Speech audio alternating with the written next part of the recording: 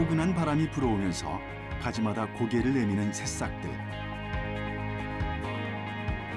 또 활짝 피어나는 꽃송이들은 봄이 우리에게 가져다주는 반가운 선물이다. 하지만 안타깝게도 봄과 함께 찾아오는 불청객도 있다. 바로 미세먼지. 문제는 이 미세먼지가 인체에 치명적인 영향을 줄 수 있다는 사실인데. 그러니까 6명의 1명꼴로는 미세먼지와 관련된 사망으로 확인되었습니다. 깨끗한 공기에 대한 중요성이 점점 커지는 가운데 공기를 사고 파는 사람들도 생겨나고 있다. 공기캔을 사용한다든지 이런 것들도 일종의 잘라낸 자연이라고 볼 수 있을 것 같습니다. 급속히 나빠진 공기질로 인해 청정 공기에 가격이 매겨지는 시대에 살고 있는 우리들. 결국 미세먼지를 걸러주고 청정 공기를 만들어준다는 푸른 자연이 더욱더 주목받고 있다. 그렇다면 맑은 공기를 되찾기 위해 우리가 해야 할 일은 무엇일까?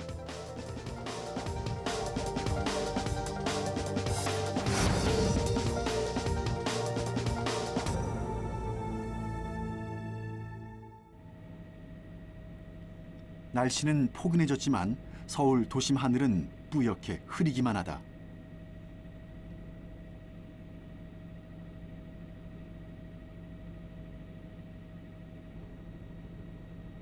한때는 봄철 불청객 황사가 문제였지만 이제는 미세먼지가 기승을 부리고 있다.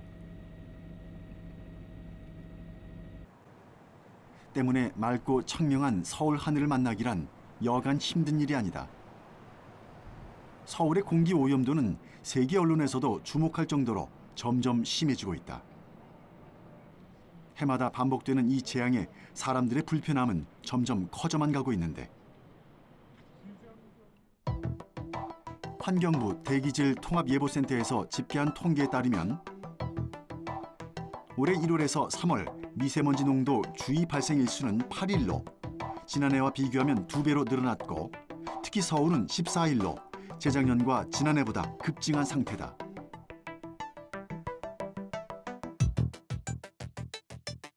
또한 국립환경과학원이 발표한 국내 미세먼지 평균 농도를 살펴보면 올해 1분기 미세먼지 누적 평균 농도는 34 마이크로입방미터로 드러났다.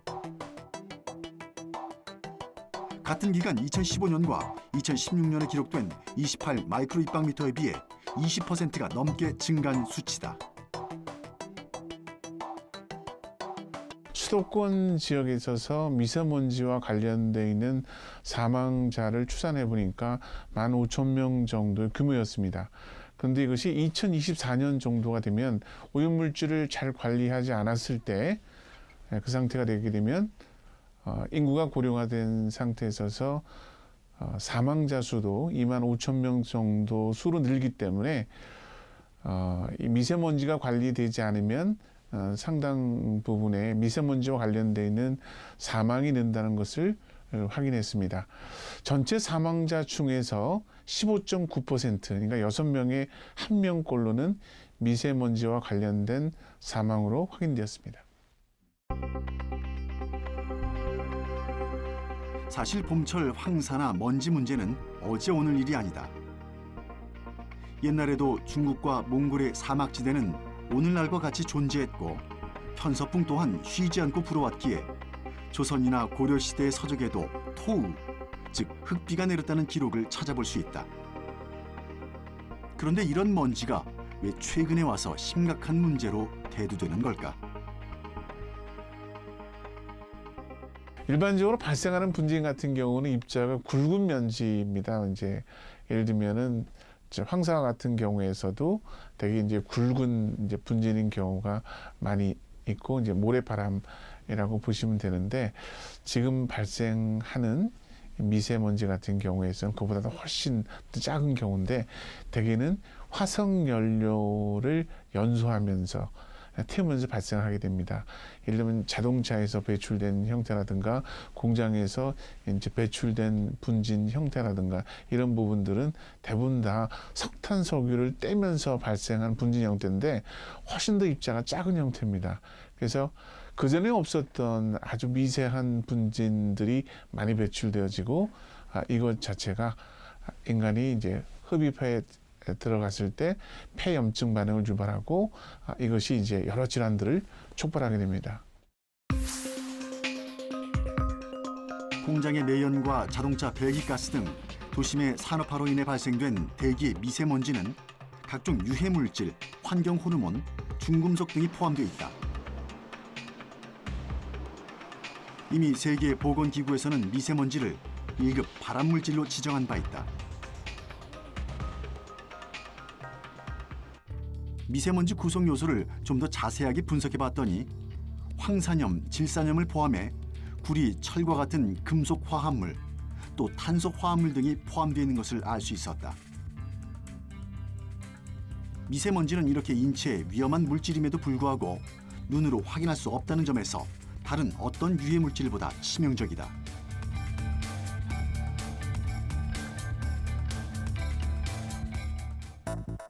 특히 지름이 2.5 마이크로미터 이하의 미세먼지는 인간의 머리카락보다 더 작다. 때문에 코털이나 기관지에서 잘 걸러지지 않고 사람의 폐까지 곧바로 통과하게 된다. 이렇게 침투된 미세먼지는 뇌 질환이나 폐, 심장 질환 등을 일으키는 것이다.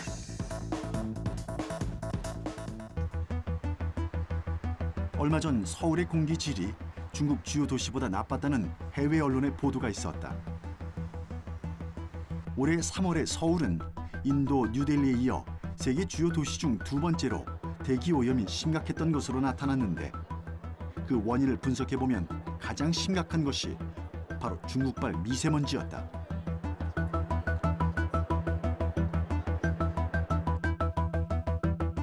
실제 환경부 국립환경과학원에 따르면 올해 초 수도권에 발생한 미세먼지 원인의 약 80%는 중국의 영향으로 분석됐다.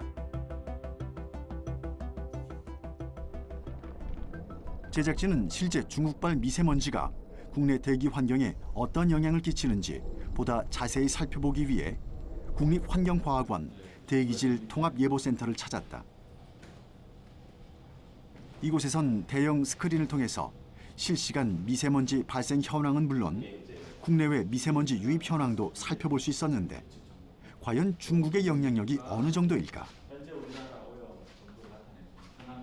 3월 17일부터 21일 5일 동안 이제 국내 미세먼지 기여도를 산정하였습니다. 17일부터 19일까지는 국외 미세먼지 기여도가 70% 내외 수준이었는데 21일에는 86%까지 올라갔습니다. 국외 미세먼지 기여도는 이제 우리나라를 제외한 중국, 북한, 몽골, 러시아를 다 포함한 걸 말하고요. 그 중에서 동북아에서 중국의 그 배출량이 워낙 높기 때문에 중국의 그 기여도가 높을 것으로 추정할 수 있습니다. 하지만 올해 초 유독 서울의 대기질이 나빴던 이유는 다른 요인도 작용했다. 바로 국내 미세먼지에 악영향을 미치는 서풍 계열 바람 때문인데 서풍 계열 바람이 부은 날은 2017년에는 무려 27일에 이르렀다. 이는 2016년 8일에 비해 3배 이상 증가한 수치다. 또 대기 정체를 일으키는 미풍이 불었던 날들을 살펴보았더니 무려 29일이나 됐다. 지난해에 비해 13일이나 상승한 수치다.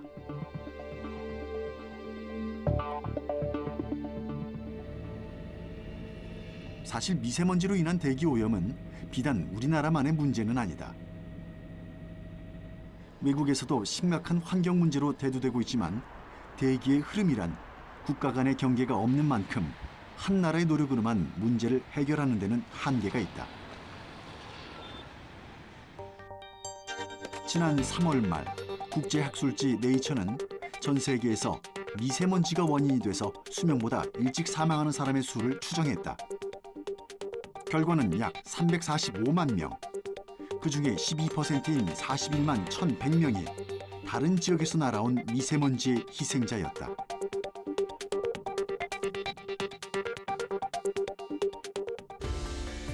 또 2007년에는 중국발 미세먼지 영향으로 한국과 일본 등 동아시아 지역의 조기 사망자 수가 3만 900명에 달한다는 충격적인 연구 결과를 발표했다.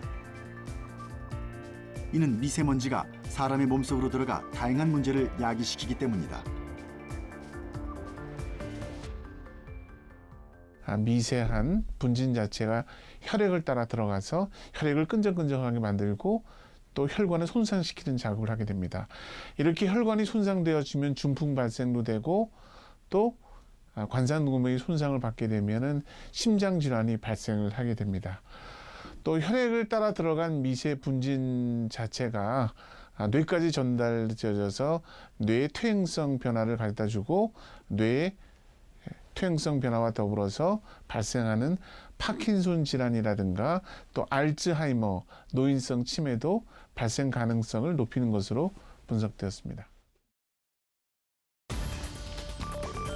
한국환경정책평가연구원에 따르면 미세먼지 배출량 1kg당 피해액을 45만 원으로 산정했을 경우 대도시 기준으로 연간 피해액은 34조 원에 달한다고 한다.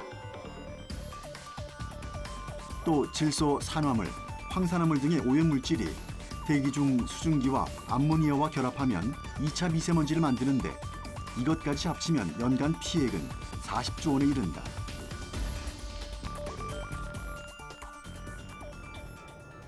이런 천문학적 경제 손실을 일으키는 미세먼지 폐해에 가장 적극적으로 반응하는 나라는 단연코 중국이다. 급격한 경제 성장과 맞바꾼 중국 주요 도시들의 대기 환경은 사람들이 마스크 없이는 살 수 없는 수준이 돼버렸다.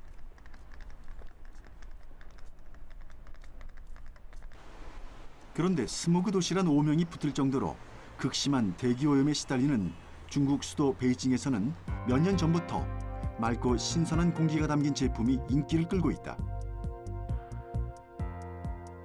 또 광둥성에서는 풍선처럼 빵빵해진 빈 봉지를 팔기도 했는데 사람들이 이것을 돈 주고 사는 이유는 바로 신선한 공기를 마시기 위해서였다.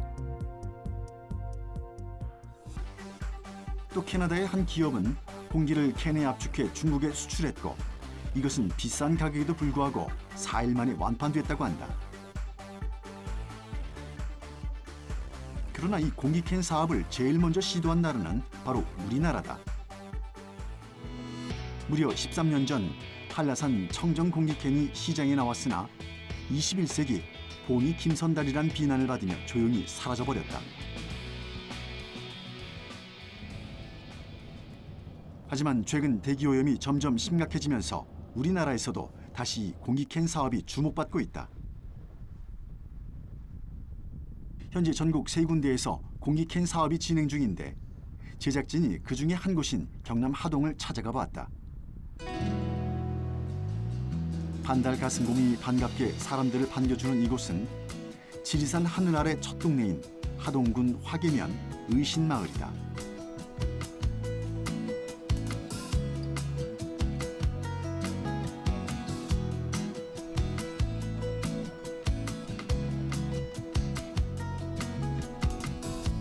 하늘은 더없이 맑고 공기는 한없이 달고 또 바람은 부드러워 천혜의 자연 환경을 자랑하는 이곳은 탄소 없는 마을로도 유명하다.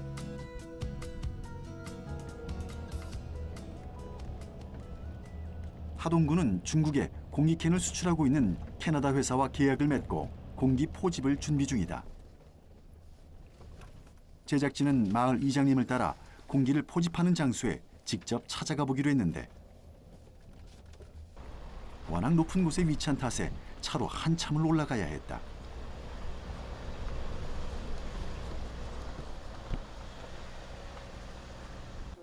도대체 어디까지 올라가야 될까요? 점점 길이 좁아지고 험악해지면서 제작진의 차로는 접근이 불가능한 지역까지 왔다. 약 해발 700m의 높이. 결국 이장님의 차를 얻어 타고 산을 오르고 나서야 목적지에 도착할 수 있었다.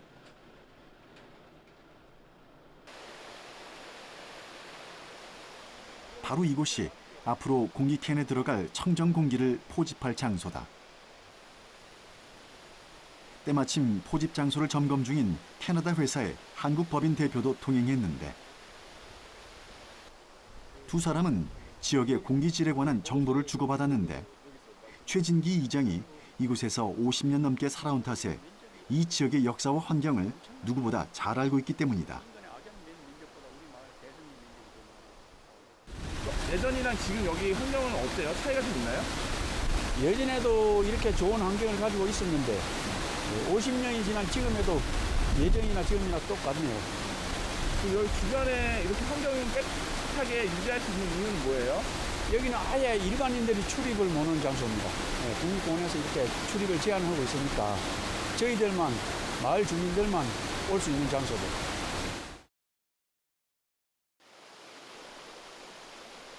산골짜기를 따라 내려오는 계곡물을 그대로 식수로 사용할 만큼 맑고 청정한 환경을 자랑한다는데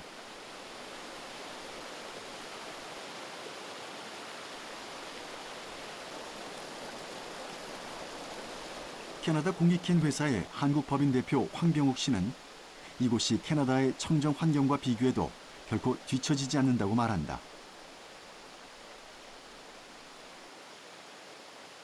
여기는 주변에 지리산 큰 봉우리, 토끼봉과 칠선봉으로 둘러싸여 있고요.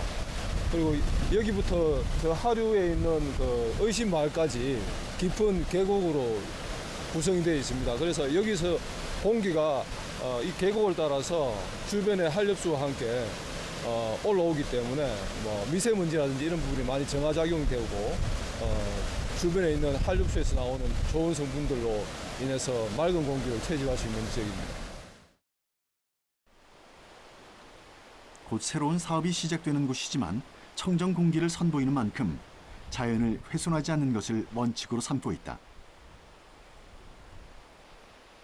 공장을 새로 짓지 않고 의신마을에 있는 빈 창고를 이용하는데 이곳에서 차를 이용해 공기를 포집한 후 포집된 공기는 마을에서 통에 압축된다. 물론 공기질에 대한 검사는 진작에 끝냈고 5월 중순부터는 본격적으로 제품이 출시된다. 여러 가지 성분들, 즉 항산가스라든지 일산화탄소, 이산화탄소, 그리고 PM 2.5 미세먼지 측정 기준이 되는 PM 2.5까지 측정을 했고 모든 것이 양호한 상태로 측정이 됐습니다.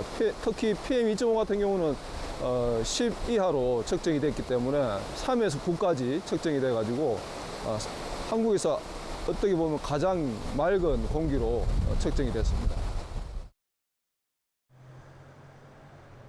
공기캔 사업을 준비하는 지역은 하동만이 아니다. 경남 산청군도 지리산의 맑은 공기를 캔에 담아 제품을 출시할 예정이다. 맑은 공기에 대한 수요가 만든 신종 산업인데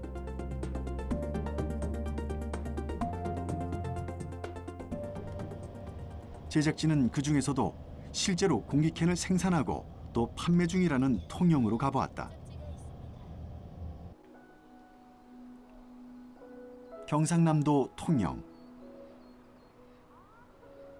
미륵산 중턱에 자리 잡은 한 편백나무 숲에는 자연 그대로 조성된 농원이 위치해 있다.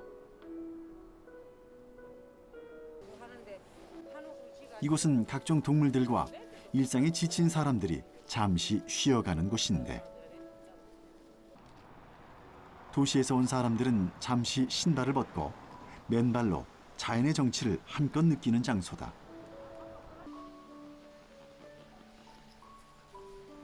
이 농원을 운영하는 길덕한 대표는 매일 농원 주변 환경을 가꾸느라 분주하다.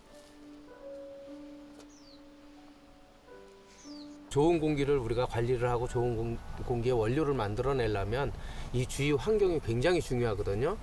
그래서 이렇게 보시면 젊은 편백나무들이 쫙 심어있는 숲길에 이렇게 톱밥까지 깔아서 그러니까 자연 환경 상태를 굉장히 깨끗하고 좋은 공기가 생성될 수 있도록 이렇게 지금 환경을 조성하는 겁니다.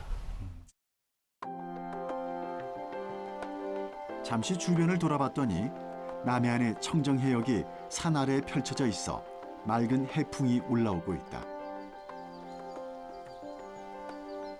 또 하늘 위로 쭉쭉 뻗은 편백나무가 농원을 둘러싸고 있었는데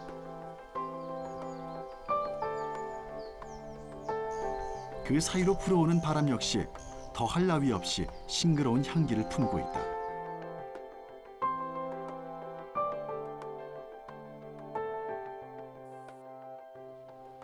길덕한 대표는 이 싱그러운 공기를 보다 많은 사람들에게 선보이고 싶었다고 한다. 그래서 시작한 것이 바로 공기캔 사업.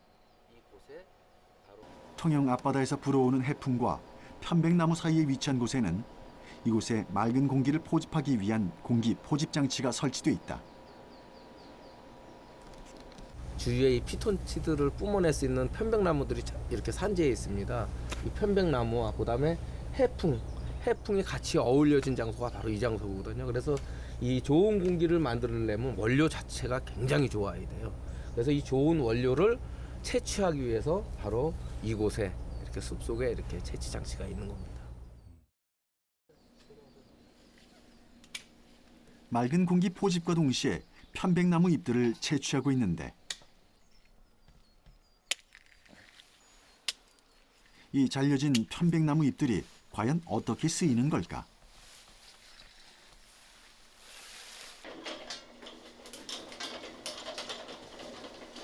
곧이어 편백나무를 분쇄기에 넣고 분쇄하는 작업이 진행된다. 싱그러운 편백나무 향이 작업장에 가득히 퍼졌는데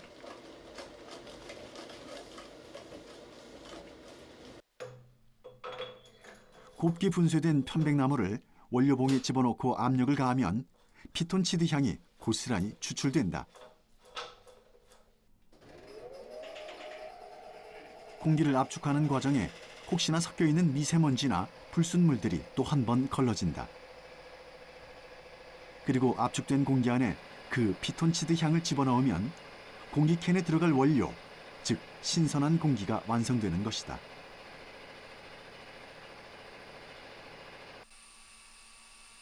기본적으로 청정 공기를 포집하긴 하지만 혹시나 남아있을지 모르는 불순물을 제거하는 일도 중요하다는데 그렇다면 꼭 이곳의 공기를 고집할 필요가 있을까? 이곳이 아닌 서울에서 포집을 하면 안 되는 이유가 있을까요? 뭐 만들어도 되긴 하겠지만 뭐든지 그 원재료가 중요합니다. 이 공기를 구성하는 데는 미세먼지만 있는 게 아니거든요. 여기에는 산소도 있고 질소도 있고 이산화황이라든가 여러 가지 유기화학 물질들이 다 이렇게 혼합되어 있어요. 그래서 그 원재료가 깨끗한 곳에서 지금 뭐냐면 이런 그 산소라든가 포화도가 높은 곳에서 생산한 공기 자체가 원료 자체로 다 만든 공기가 훨씬 더 좀 더 깨끗하고 좀 더 좀 건강한 공기라고 볼 수가 있겠죠. 한 예로다 들면은 하다못해 뭐 구정물이나 뭐 썩은 물을 과학적인 방법으로 정수를 시켜서 마실 수 있는 방법도 있습니다.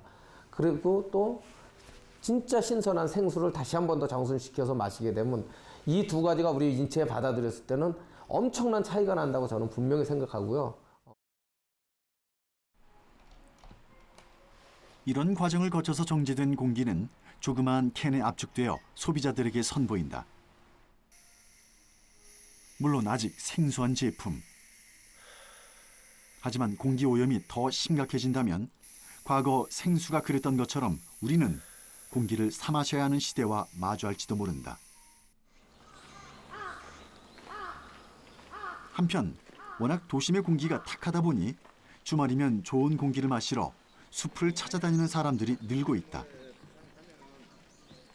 신선한 공기를 마시기 위해서라면 돈과 시간을 투자할 준비가 된 사람들이 존재한다는 의미다.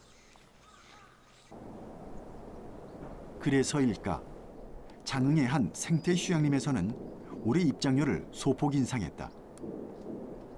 인상분이 바로 청정 공기값이다.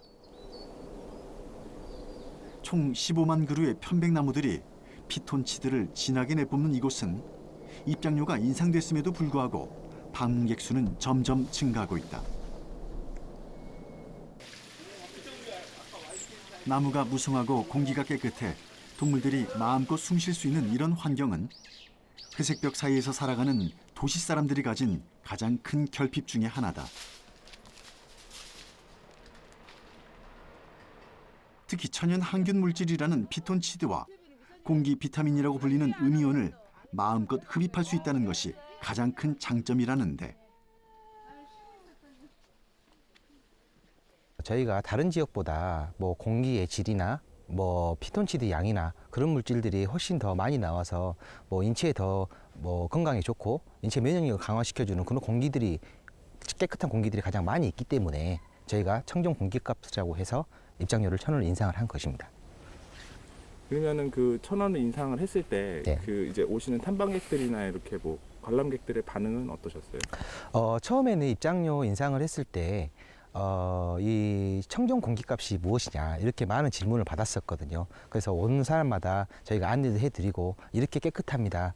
이렇게 맑은 피톤치드가 많이 나옵니다. 이렇게 항상 설명을 해주고 한 부분이 많이 있었습니다.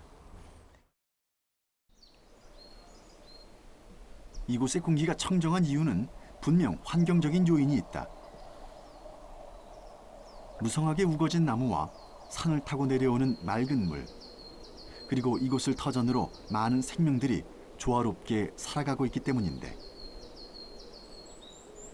그렇기 때문에 이런 환경을 보존하기 위한 인간의 노력이 더욱 중요해 보인다. 차량을 전면 통행 금지를 하는 그런 계획을 가지고 있습니다. 차량 통행을 금지함으로써 불편한 점들이 좀 많이 있는데요. 그 불편한 점들은 매연이 나오지 않는 전기 셔틀버스를 이용을 해서 이렇게 운영을 하려고 생각을 하고 있습니다. 사람들이 많이 찾는 청정 공기 속에 함유돼 있다는 피톤치드. 과연 그 효과는 어느 정도일까? 경상대학교 수의학과의 김곤섭 교수팀은 피톤치드가 함유된 공기가 생쥐의 건강에 어떤 영향을 끼치는지 실험을 해보았다고 한다. 피톤치드를 함유한 공기를 흡입한 쥐와 흡입하지 않은 쥐의 폐 기능과 스트레스 상태를 비교해보았다. 과연 그 결과는 어떠했을까? 저희들이 이제 3가지 결과를 살펴보았습니다. 우선 그 동물의 폐 조직을 우리 검체를 채취해서 폐 조직을 구성하고 있는 폐포의 사이즈와 숫자를 살펴본 결과 폐포의 그 사이즈가 커졌고 또 숫자가 밀도가 훨씬 더 많아져서 폐 기능이 향상된 것을 저희들이 알 수 있었습니다. 피톤치드를 함유한 공기를 흡입한 쥐들은 폐 기능 향상을 보였을 뿐만 아니라 스트레스도 덜 받는 것으로 나타났다. 스트레스 감소 여부는 스트레스 호르몬인 코티졸 농도에 따라서 판단할 수 있는데 피톤치드를 흡입하지 않은 쥐들의 코티졸 농도와 비교해봤더니 절반 정도가 감소한 결과를 보였다.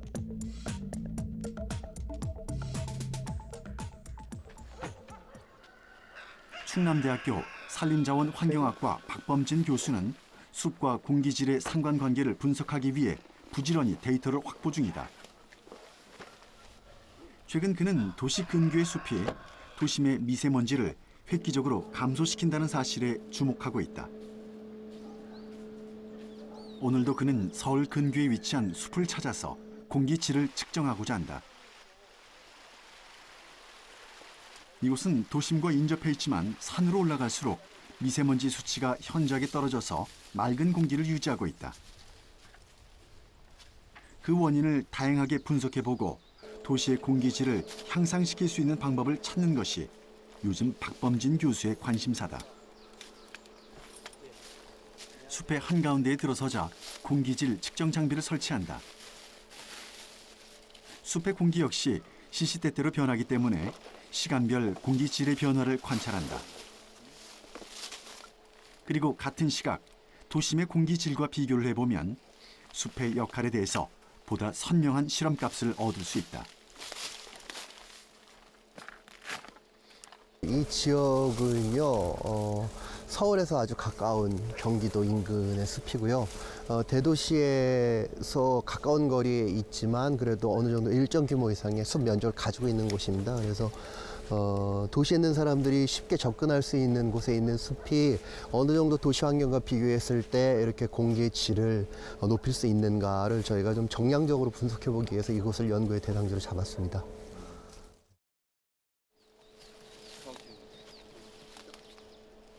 장비 설치 후 5분 정도 기계를 안정화시키고 나면 비로소 공기질 측정이 시작된다.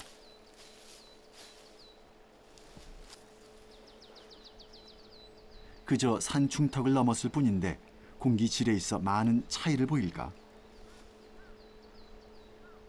게다가 아직 봄 기운이 닿지 않은 산자락의 나무는 앙상하기만 한데 과연 결과가 어떻게 나왔을까?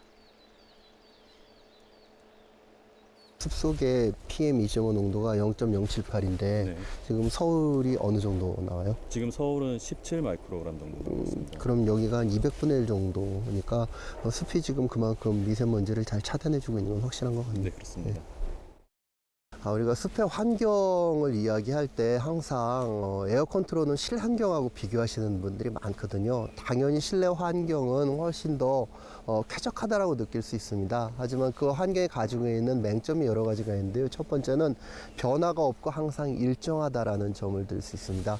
반대로 숲속의 이 환경은 우리 실내 에어컨처럼 25도에 딱 맞출 수는 없지만 적정 범위 내에서 변화하는 자극을 주면서도 그 자극의 정도가 우리 몸에 나쁜 영향을 주지 않은 안정한 범위에 있기 때문에 사람에게는 훨씬 더 건강에 좋은 환경이라고 이야기할 수 있고요.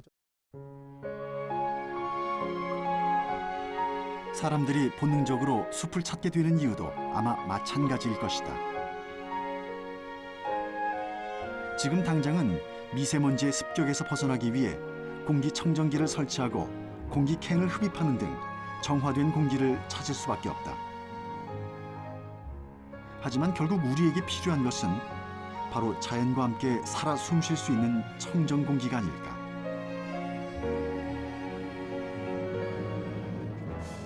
이 도시인들이 도시를 버리고 숲으로 간다라는 것은 불가능하거든요. 그렇기 때문에 도시에서 살아남기 위해서 할 수 없이 선택하는 게 실제 자연의 한 조각을 잘라가지고 도시 환경으로 가지고 오는 겁니다.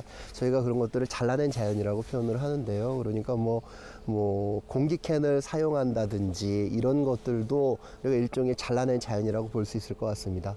잘라낸 자연의 이용을 막을 수는 없지만 우리가 기본적으로는 실제 자연의 몸을 담글 수 있도록 최선을 다해야 됩니다. 그래서 도시에 산 현대인들이 도시 생활을 다 버리고 숲으로 가라는 것이 아니고 도시에 살 때는 잘라낸 자연을 적극적으로 활용을 하지만 뭐 한 달에 한 번 또는 일주일에 한 번 자기가 가능한 범위 내에서 실제 자연으로 가서 몸을 담그는 것이 자신의 건강을 잘 관리하는 좋은 방법이 될 거라고 생각을 합니다. 결국 인간의 건강한 삶은 숲의 유무와 관계가 있다고 해도 과언이 아닐 텐데 그렇다면 산림의 공익적 가치는 어느 정도가 될까? 국립산림과학원에 따르면 2014년 기준 산림의 공익적 가치 평가액은 126조 원이다. 다양한 가치들 중에서도 대기질 개선과 온실가스 흡수로만 약 11조에 달하는 효과를 내고 있다. 지난 10년 동안 약 2조 원에 가까운 예산이 미세먼지 대책에 투입된 것과 비교했을 때 무려 5배가 넘는 가치다. 도대체 한 그루의 나무가 어떤 기능을 하길래 숲은 공기질 개선에 탁월한 효과를 보이는 걸까? 제작진은 이 의문을 풀기 위해 도심 한가운데 있지만 거대한 숲으로 둘러싸인 국립산림과학원을 찾았다.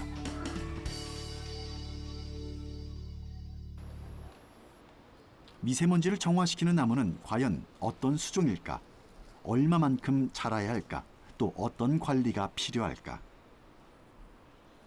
이 많은 의문에 대한 답을 얻을 수 있다면 도심의 대기질 개선을 위해 나무를 심는 데 큰 도움이 될 것이다. 산림생태연구과 박찬열 박사는 먼저 나무의 구조와 역할을 설명한다.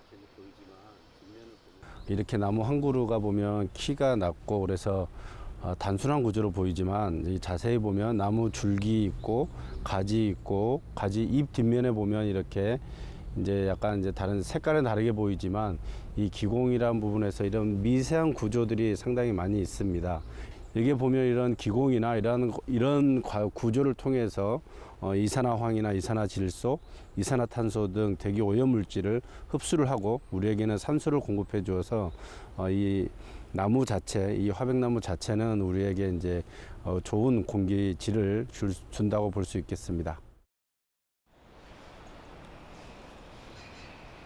높게 솟아오른 나무들은 숲의 지붕층을 형성하는데 미세먼지가 상공에서 내려앉게 되면 줄기와 나뭇가지 그리고 잎사귀의 미세한 구조에 달라붙게 된다. 도심과 숲의 미세먼지 농도에 큰 차이를 보이는 이유가 바로 이 숲의 지붕층 때문이라고 한다. 그러니 나무의 높이가 높을수록 잎과 줄기가 풍성할수록 미세먼지는 더 많이 흡착될 수 있다. 그렇다면 침엽수와 화렵수 중에서는 어떤 수종이 미세먼지 제거에 더 큰 효과를 보일까? 1cm, 1cm당 잎이 어느 정도 면적이 있는지를 이렇게 차이를 보려면 주로 여기 보듯이 여기 있는 화백이랑 이쪽에 있는 화렵수 두 종에 대해서 이렇게 보시면 단위 면적, 단 연 면적 지수는 훨씬 이 침엽수가 더 높고요. 그 연 면적 지수가 높다라는 말은 잎 뒤에 기공수랄지 아니면 잎과 또 가지의 미세한 구조가 더 복잡하고 그러한 과정에서는 미세먼지 알갱이가 더 많이 달라붙을 수 있습니다. 아무리 침엽수가 미세먼지 제거에 탁월한 효과를 보인다고 해도 남쪽 지방까지 침엽수를 심을 수는 없는 노릇. 온실에는 현지 사정에 맞는 수종을 발굴하기 위한 연구가 한창이다. 기본적으로는 미세한 털이 많은 수종, 단위 면적당 연면적이 큰 수종, 또 상록수인 수종을 식재하는 것이 공기질 개선에 효과적이다. 우리는 나무가 인간을 살아가게 하는 산소를 공급한다는 사실을 잘 알고 있다.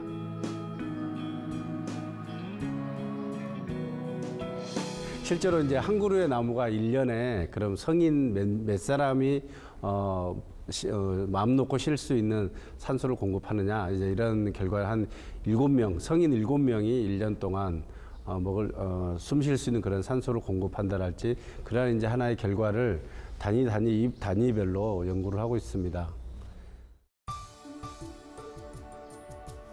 그렇다면 한 그루의 나무가 거르는 미세먼지는 얼마나 될까? 연구 결과 1년에 한 그루의 나무가 머금을 수 있는 미세먼지는 약 35.7g, 에스프레소 한 잔에 해당하는 양이다. 나무의 중요성을 다시금 확인할 수 있는 수치다. 우리는 앞으로 맑은 공기와 좋은 공기를 마시려면 어떻게 해야 될까요? 예, 우선 이제 실제로 지금 이제 미세먼지 이런 발생원에 대해서 우리가 관리해 줄 수 있는 부분은 이제 근원적인 접근이지만 이런 부분 우리가 화석연료를 당장 줄일 수는 없습니다. 그렇지만 우리가 지금 직접 할 수 있는 부분은 나무를 심는 일인데요. 나무를 심는데도 어떤 수종을 어떻게 심고 어떻게 관리할 것인가 라는 부분이 중요합니다. 그렇게 해서 어떤 국가 수준에서는 미세먼지가 들어오는 길목에 우리가 미세먼지를 걸러주는 그러한 숲을 만들 수 있다면 지역 수준, 가정 수준에서는 서로 같이 모여서 나무를 심고 그런 숲 지붕층을 만들어주는 노력을 같이 하려고 하는 노력을 하는 게 그리고 그러한 부분을 우리 지금 살고 있는 아파트 주변이랄지 마을 주변에 같이 만들어주고 하려는 노력이 중요하다고 보입니다. 19세기 봉이 김선날은 대동강물을 팔았지만 21세기 현대인들은 숲속에 맑은 공기를 팔고 또 사야 하는 처지가 됐다. 이것이 허풍이 아닌 현실이 될 때 우리가 사는 세상은 생각보다 훨씬 더 위태로울지도 모른다. 바로 지금이 늘 곁에 있어서 소중함을 몰랐던 공기의 가치를 인식하고 그 공기 질을 높여주는 나무와 숲의 중요성을 깨달아야 할 때가 아닐까.